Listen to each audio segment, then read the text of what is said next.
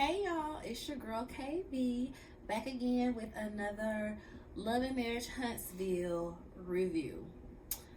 Again, how many episodes does this season have, y'all? This is season 7, episode 12. They still ain't been to Houston yet. They already filmed the daggone reunion. Yeah, it's just confusing for your girl. So this episode was okay. I ain't got too many complaints, I guess. They gave us fuller storylines, I guess. Even though I'm tired of seeing the Scotts, both sets. But we'll get to that. Ooh, I do not like how this light is. This sunlight, I gotta put up that other little drape, so I'm probably just gonna slide this way a little bit. Yeah, that'll work for me better. The episode starts off with Kimmy and Reese. They are in their new office suite that they're building out. Kimmy is glad that it's getting finished, but she's annoyed that it took so long. So she's talking to the brother. Can't remember what the brother's name is, but she's talking to the brother about how, all right, y'all been taking forever, yada, yada, yada. Then her and Reese end up sitting down and they talk about it further. And he's like, well, I mean, you the one that's making all these decisions. We need to hire somebody to... I don't even understand what he wanted to hire somebody for. She was like, you want to hire somebody when we already done paid a project manager? No, you just need to jump in and help me. You need to take ownership of the stuff that you do. She said, you the one decided all these things. And he's like, well, you decided that you wanted a microwave in your office. So, okay, how much more work is making sure that the plugs can support a microwave? I'm sure it ain't that much work to where she done derailed y'all plans for 2-3 months or whatever. So he was being a little annoying with that. And she's like, basically he annoyed that he done became a contractor along with this. He said that, he don't want to build. She knew that before they got married. She said, but you was Mr. Fix-It when we were dating. She said she married him thinking that there would never be anything around her that needed to be fixed or needed to be built because he knows how to do that. And he's just like, well, yeah, I'm also a lawyer. She's like, you decided to be a lawyer. You decided to have all these investment properties. You decided also to be a family man. You made these decisions. So you just need to help me out, before I ask you 10 times. He's like, well, I'm working on my mind reading. So she's not asking you to read minds. She said it's called foresight. Most adult humans have foresight on what needs to be done, what needs to be fixed, especially if this is a field that they've worked in. So, like I said, their conversations be so annoying. He is forever not really paying attention to her needs and her wants, even if it extends over to the family or the business. He just feels like if this is how he feels, this is how it should be done. Kimmy, just do what I say and don't speak up about nothing else. It's so annoying, y'all. It's so annoying. So then they move on to another conversation. She talks about how she went to get yoni steams with Tisha. And she's like, yeah, I was asking the lady about the yoni steams, and I was asking her if it could help with libido, and she was like, yeah, there are some herbs that could help with libido. And he's just like, oh girl, whatever, they'll just sell you anything. And my thing is like, regardless of if it worked or not, you should be appreciative that your wife is taking all these extra steps in her life post cancer to try to please you. So that annoyed me to infinity. Because it's like, you criticizing the steps that she's taken to try to make herself better for you sexually. Post-cancer, post-radiation, post-chemo, post-surgery. So ungrateful. So ungrateful. So next they talk about Tisha. And how Tisha thought she was pregnant. What? My son had a vasectomy. We had our vasectomies 4 years ago. She was like, yeah, that's what I told her. How you gonna be pregnant and your husband got a vasectomy? She said, well, maybe something swam through. And he was like, well, if something would have swam through, it would have swam through 4 years ago, not now. Okay, well, it's fine, you know. She took a test and it was negative, but I wonder if she told Marceau yet. And they're like, in no world is Marceau going to be okay with Tisha taking a pregnancy test thinking that she's pregnant when he done had a vasectomy. And I agree, but I completely feel like this was Tisha doing something for a storyline. This was Tisha trying to make, you know, something in that storyline more exciting. Or, oh, is she pregnant? Oh, what's going on over there? Oh, you know what I mean? She wants to make, she's trying to be that girl. She wants to be the it girl. And it just falls flat for me every time, y'all. Every single time. I do not genuinely think that Tisha thought that she was pregnant. I just don't. I really don't. Not to say that she can't get pregnant. She, you know, got kids, but Marceau done had a vasectomy. It just truly felt like storyline. Hey, y'all, here's something to tweet about tonight. Is Tisha pregnant? Is Tisha pregnant? When they see when we saw the previews and stuff, is Tisha pregnant? Is Tisha pregnant? It just didn't feel authentic. And also, if so, we know good and well she got 3 kids. If she was pregnant, if she felt like she was truly pregnant, I do not think she would have taken a pregnancy test on screen to be shown. Because then what if something happens with that pregnancy? What if you miscarry? You're going to come to the cameras and be like, oh yeah, y'all, I miscarried. No, that is why people customary to wait for the first trimester to pass, the first 12 weeks to pass before they say anything about pregnancy, because anything can happen in those 12 weeks. So again, it just felt like a storyline, because if it was true, I don't think that she would have did that on camera for the world to see. You know, it just felt fake. Anyway, Kimmy also tells Reese about Tisha feeling overwhelmed and, you know, all this other stuff. She's just talking about all of Tisha's woes, right? And Maurice cracked me up with this one. He said, sounds like Tisha needs to go to Africa alone. You got a point there, Maurice. You ain't never said nothing, never no real. That was the realest you ever said. Sounds like Tisha needs some alone time. She needs to be able to debrief, just like Marceau went to Africa to debrief and relax and do whatever else he claims he was doing. Let Tisha go ahead and take that, because clearly she needs her moment. Oh, hold on, y'all. My notes not loading. I might have to pull out my phone.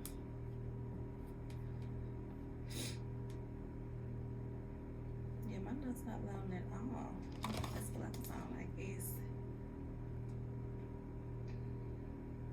Next, we see Stormi goes to see Tisha at the future office that they're building out. It looks like it's on the side of where they have black and all of that.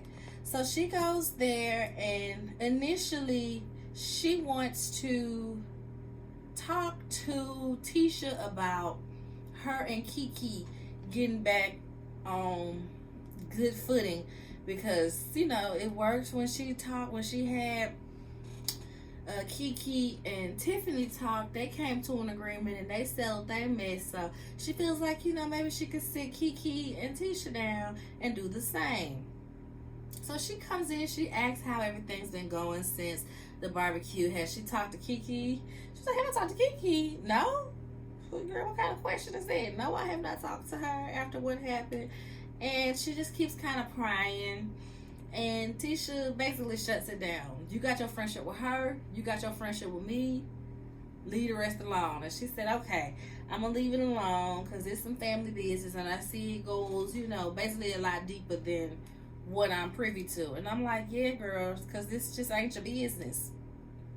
This ain't your business to be trying to settle. Worry about your own stuff going on before you go trying to fix everybody else's happenings and goings on.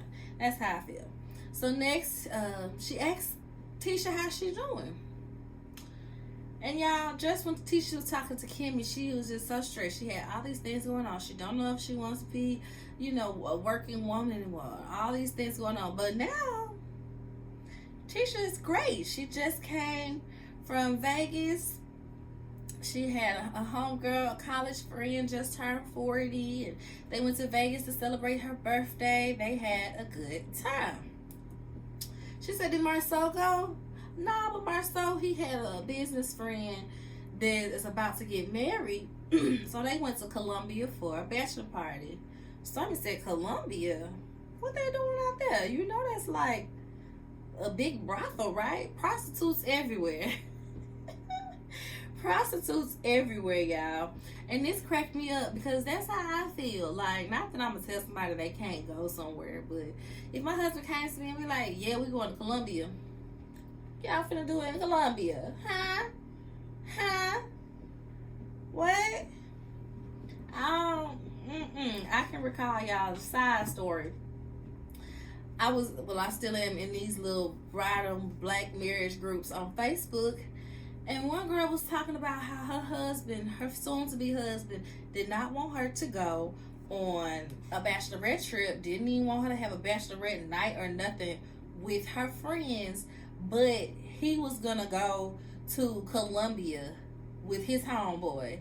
And she said the homeboy was already, you know, the friend that was around when he was cheating and all that. So I was just like, girl, tell that man stop playing in our face. If he going to Columbia, you going somewhere too. Because in what world do men think they finna be, you know, going to the land of prostitutes, but finna tell somebody else what they can and can't do?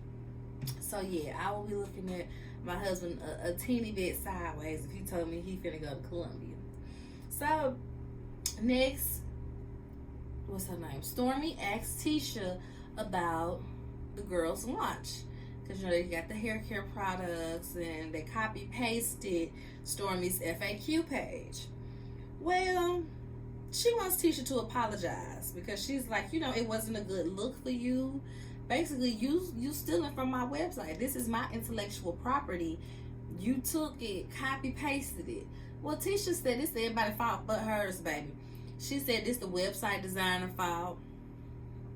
Houseway. She said it's her assistant fault for, you know, my assistant said that she read over everything and everything was fine, but obviously not. So it's everybody's fault but Tisha, y'all. She don't want to apologize. She said it's not a bad look for me. No, it's not a bad look for me.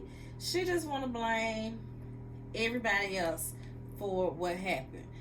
And we see Stormi in the confessional, and Stormi is like, this kind of changes how I view Tisha, because I'm extending her grace, because I'm guessing you can sue for something like that.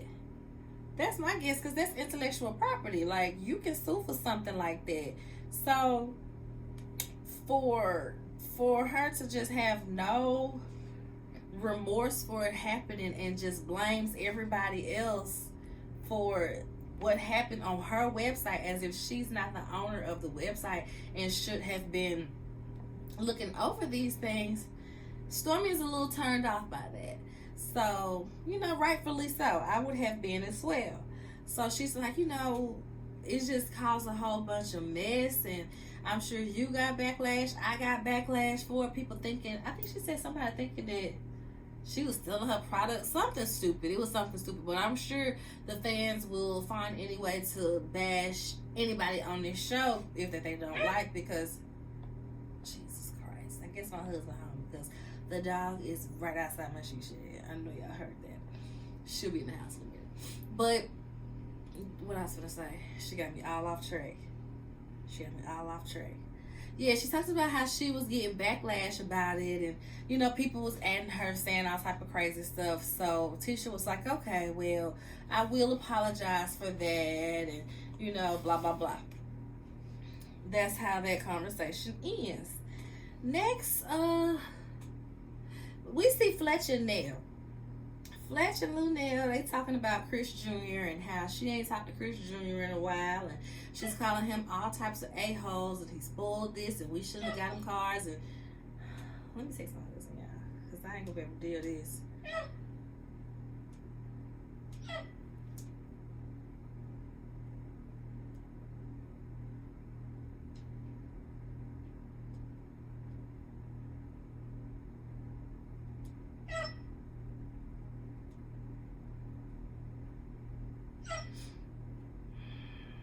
I'm not stopping this video because it takes too much to stop and go to do all the compressing and all that stuff. So I text my husband. Y'all just gonna have to hear that barking for like a little second. So back to Nell and Chris. They're talking about Chris Jr. They ain't heard from him. Well, she ain't heard from him. She called him all types of a-holes, and he's not happy with his own life. He's not happy with his own life. And, you know, ever since he got all those football scholarships and didn't end up going nowhere, it seems like he just ain't been happy with his own life. She was like, and it's our fault too, because we shouldn't have been, you know, buying him all these souped up cars and doing this, basically spoiling him. They shouldn't have been spoiling him. So she's going on and on and on about how he's spoiled and he's an a-hole and he's this and he's that. And Chris is like, yeah, but I think it's something a little deeper. I'm thinking that he's depressed. She says, well, that would make sense. That makes sense. I can see that. And she's like, okay, well, if you feel like it's that deep, I won't mention the money no more. I ain't gonna ask him for the money no more. Like, I'll take that stress off of him if there's some things that's stressing and depressing him. Okay.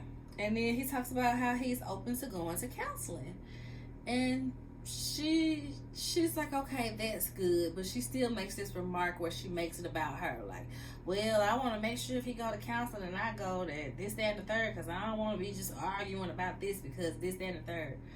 Girl, this ain't about you. This is about your son. He said he's feeling depressed, and he's willing to go get help. Just be supportive. Stop yelling and cursing and, you know, demanding these things for the sake of your son and him feeling better. Hold on.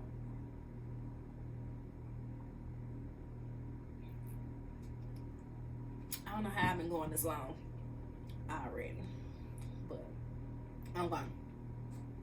Next, we see the girls go get pedicures. Kimmy set it up for her, Tisha, and Melody. Melody comes in and said, I don't need a pedicure because I keep my feet done, but I mean, you know, I get the pedicure. I'd be a good sport. I'd be a good sport. I mean, I keep my feet done, but okay, I go to hang with y'all. And Kimmy talks about how her feelings are hurt that she wasn't invited to the name change ceremony. And Melody explained it well. She was like, well, I didn't want to invite you and then have to invite the husbands, and then they be doing all of this in his face or being petty or this, that, and the third. And she also mentioned, you know, in a roundabout way, she invited those people that supported her regardless of what was going on in the journey. And I'm honestly not mad at Melody for not inviting Kimmy. I'm really not, because Kimmy is such a pick-me these days. I feel like her first season she wasn't this bad, but Kimmy is such a pick-me these days that she like to lecture Melody a lot about what she should or could have done in her marriage, or how she supposed to treat Martell. And it was just always just really annoying when they would do that. Then Kimmy gives a perfect example of exactly what I'm talking about. She asks her, you know, well, the kid still got his last name, right? So, I mean, yeah, well, it's this thing that we usually feel like we want to have the same last name as the kids because we don't want people thinking we a baby mama and da-da-da-da. So I just don't understand why you would do it. Basically, putting her foot down on the fact that she don't understand why Melody would make a big deal of her name change because her kid still got his last name. So why wouldn't you want to have the same last name as your kids? Because she don't. Because this man treated her a certain type of way, and she don't want that hovering over her head legally, because it still is on Instagram. But legally, she don't want to have to write Melody Holt on her business papers. She don't want to say Melody Holt business owner, or she don't want to go into dating as Melody Holt. If she gets married again, she's gonna be Melody Rogers until she gets married again. And I don't have a problem with that. But Kimmy literally showed why Melody did not invite her to their name change. You just gave her the perfect example right there. So next Oh, well, Melody checked her on it. She was like, well, generally that's, a thing with baby mamas, I guess feeling insecure about this, right? And you and Jalen don't have the same last name, right? Get her in line, Mel. Get her. Get her. Get her for me. And so they go back over Melody and Tisha's mess about the expo and all these things, and like, oh, we resolved it, we're fine now, this, that, and the third. Okay, well, are our friends on social media? No, we still blocked. We can't unblock each other. Huh? You can always unblock somebody. That don't even make sense. Melody in that confessional saying, well, me and Tisha both, we done blocked so many people that it'll just be too much scrolling to go find her to unblock her. Shut up.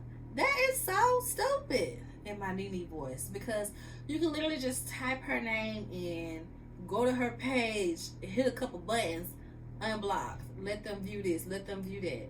You ain't gotta scroll your list of blocked people to find her. Like, sounding real stupid. There'll be the moments where I be like, Mel, you almost had me as a fan, and then you gotta say something that's just like, what? So last scene, we see the double date with Stormi, Courtney, Tisha, and Marcel. Before Tisha and Marcel get there, we see Stormi is just fed up, y'all. She said, I'm tired of these ass people. I feel like, once I got home and I thought about it, she was playing in my face. Stormi is over it. And the thing is, Stormi wants to get along and fit in so bad that sometimes she comes off as not genuine. And I always think about when her and Destiny got into it, and then she bought Destiny that bag. I got her a Gucci bag because I want us to be Gucci. It just felt so forced. It felt like, come on, like me, y'all. I want to be a part of the It Girls. Can I be a mean girl with you guys? Let me be a mean girl with you guys. And now Stormi is like, you know what? I'm over it. I don't want to sit with y'all. Y'all ain't even got it like you think you got it. Y'all trying to achieve the levels that we at. And you treating me a type of way when I try to, I'm done with it. So Stormi is over it. Tisha and Marcel get there, and they are over an hour and a half late, y'all. I don't care if we do got a film. I probably would have left, because that's just disrespectful. A half hour late, okay, we can work around that. An hour and a half late, y'all? Ain't no way. Ain't no way. So they talking. Oh, when the last time I seen you? Oh, last time I saw you was at the backyard brawl. Ha ha ha. What is this, that, and the third? Well, yeah, you supposed to be mad at me. Courtney said, I'm not mad at you. I'm just annoyed that you was calling me Mr. Steele. That's her last name. My last name is Beasley. Marcel, which I said this wouldn't have happened, said you got selective outrage because you didn't care when she called me a B-I-T-C-H, but you gonna be all mad about the Mr. Steele comment. And Stormi is basically telling him, well, that's what I'm talking about. That's some stuff, because how you gonna try to come at him if I made you mad? You supposed to come back at me. And Marcel like, no, I ain't finna be going back and forth beefing with no woman. I'm gonna go at the husband. Now, see, that's why I called you a B, because you supposed to tell him you need to get your motherfucking wife if something like that happened. You don't, come at him with the pettiness and all that. Tisha in the background like, I thought y'all resolved this. I thought this was over. I thought y'all resolved this. And Marcel tells Stormi, I'm going to just ignore you, because I know you be doing all the petty stuff. You be trying to get a rise out of me. She know I don't like you. She know she almost kind of about no beef. So I'm going to just ignore you. Stormi tells him, nah, don't ignore me. You going to ignore me? Don't ignore me. See, that's how she got a drink thrown in her face. Very unnecessary. Very unnecessary of her to say, what? Why you bringing that up? Why you bringing that up? That's not how I got thrown a drink in my face. That ain't how it happened. And it just becomes this jumble of nonsense, y'all. Stormi leaves the table. They playing pool. Stormi leaves the table. And Courtney's like, but you supposed to shoot next. It's your go. She said, no, I got these to take care of. Because when they first got there, when Tisha and Marcel first came in an hour and a half late, Stormi said to them, she said, okay, well, the stuff that I had planned to get done in an hour and a half, I gotta get done. Stormi said, I'm a real business lady, okay? I can push some meetings around and stuff, but the meetings still need to get done today, okay? I got a warehouse full of stuff that need to be shipped out. I got products that need to be made, okay? I got orders that need to be filled. I got employees that need to be paid. I got parties to plan for the 5-year anniversary. I'm a real businesswoman. Don't be playing with my time. And in that regards, I ain't mad at you, boo. I ain't mad at you. So Stormi left. I can't tell if she was getting a phone call or if she called the person. I think maybe she called the person. But she put her little pool stick up and she was like, I'm on the phone. Yeah, okay. And she was like, I'm going to watch you though. I'll watch you play pool. And Tisha's like, that's crazy. She invited us out. I don't get it. And yeah, you could definitely tell Stormi was being a little petty, a little passive aggressive in that moment because she felt the way about what Tisha had going on. And in this regards, like, y'all are friendly co-workers. I don't know. I feel like when there's a certain depth to a friendship and you feeling away, let that person know. You just walking around mad or feeling away, or you got this on your mind, or you feel like somebody played you, but you're not telling them what's going on. It's so childish. It's so childish and unnecessary to just leave that other person on the other end clueless. They thinking y'all cool. They thinking we finna go out and have a good time, and you snapping out on me. Like, it's very childish. It's very childish. So I can see where Tisha was confused in that moment because she's thinking all of this is settled, all of this is resolved. What is she getting so up in arms about? Why y'all still talking about this? So that's how the episode ends, y'all. We're gonna see some stuff the next episode as far as her telling Marcel she thought she was pregnant and all that. So look like next episode might be a little something too. I guess it won't be too boring. I hope not. Knock on wood about it. But yeah, y'all, that's it for this episode. Make sure y'all like the video, subscribe to the channel if you haven't already, comment if you got something to say as far as like how many episodes is supposed to be left. Do anybody know how many episodes supposed to be left? And was Stormi wrong? Do you feel like Stormi was wrong for the way she kind of reacted with the that's why you got a drink thrown in your face while they was playing pool and stuff? Tell me what you think about that. But anyway, y'all, bye bye. See y'all next time.